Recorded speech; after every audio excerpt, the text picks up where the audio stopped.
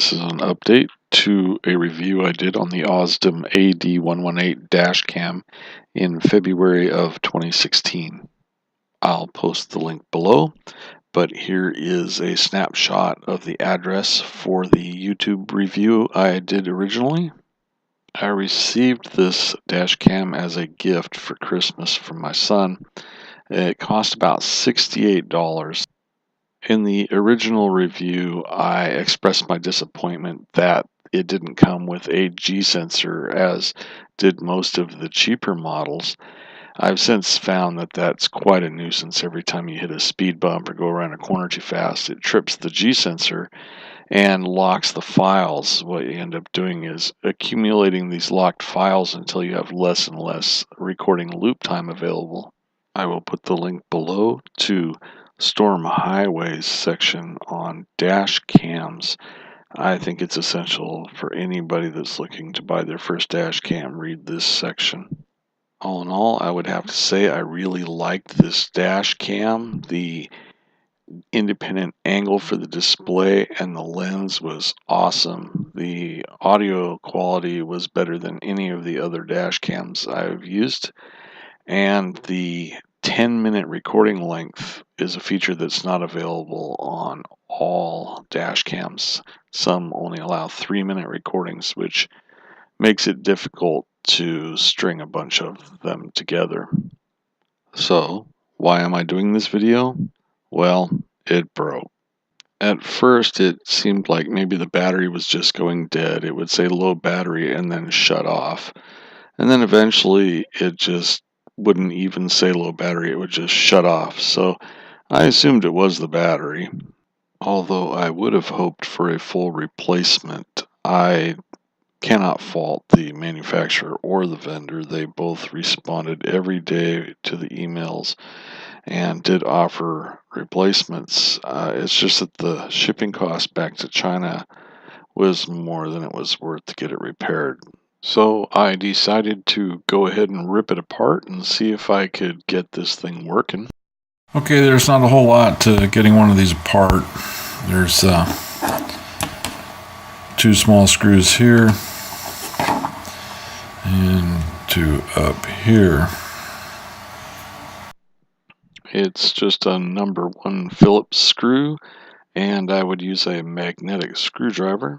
You will have to break the warranty seal. So it's going to take a little bit to crack it open. I mean, you could try and separate it up here, but what I found worked best is I just gave the camera a little rotate beyond its expected.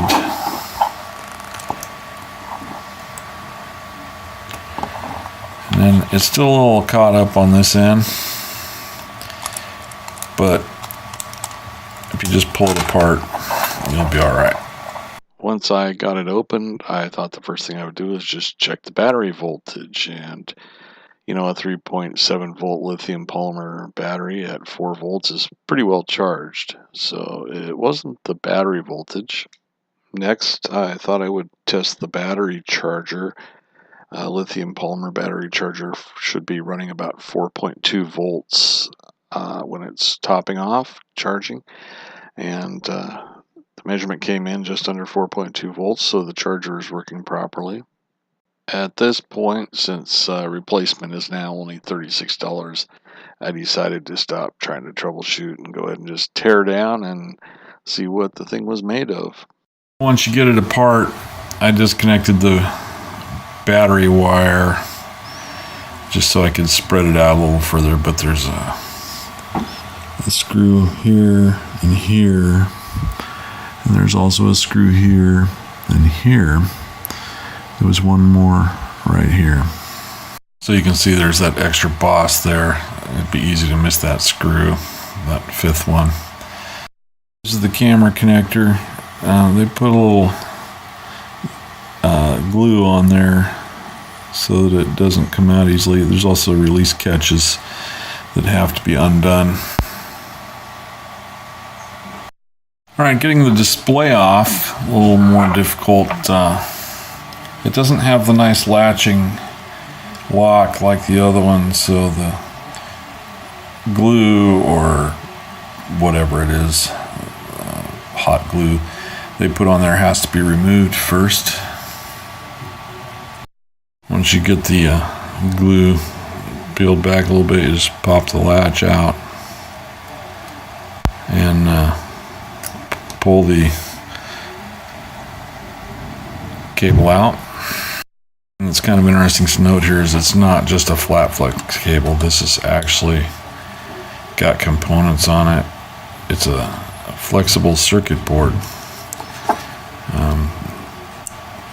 That way they don't have to have another board behind the display. So this is just a display with contacts and all the circuitry's out here on the flexible circuit board, which doubles as a ribbon connector. I didn't show you, but disconnected the battery and speaker, took the back off, then unlatched the flat flex cable connector on the board and pulled the flat flex connector out. Alright, now we're down to the important part. We got to the board, and here's the top and the bottom. Okay, I'm not exactly sure what the chip on the bottom side of the board is. I believe it's a big memory chip for buffering. On the top of the board, we have the Novatech microcontroller, its crystals, and a flash chip. An interesting thing to note is that this is the Novatech NT96220FG. The reason I say this with such surprise is that Ausdom claims this dash cam is full HD and has WDR, the wide dynamic range. From what I can tell on blogs about Novatech processors, the NT96220FG does not have wide dynamic range, and in addition, it's not really a full HD camera. It's a 720p 30 frame per second camera, and they do the 1080p with 25 frame per second interpolation. All that being said, I still like the performance of this dash cam. If it hadn't said that it was WDR or full HD, I would probably still like the camera. I don't know if I have a misunderstanding about the Novatech chipset or if they have a misunderstanding. It could be that this is a fake. I really don't know. So I'm not out here to chastise the manufacturer, but you should be aware that it is the 96220 chip inside. Okay, that about does it for what I have to say. I am going to go ahead and order another one. I do like the dash cam. For $35, it's worth it. I don't need the HD and I don't need the WDR because it performs quite well.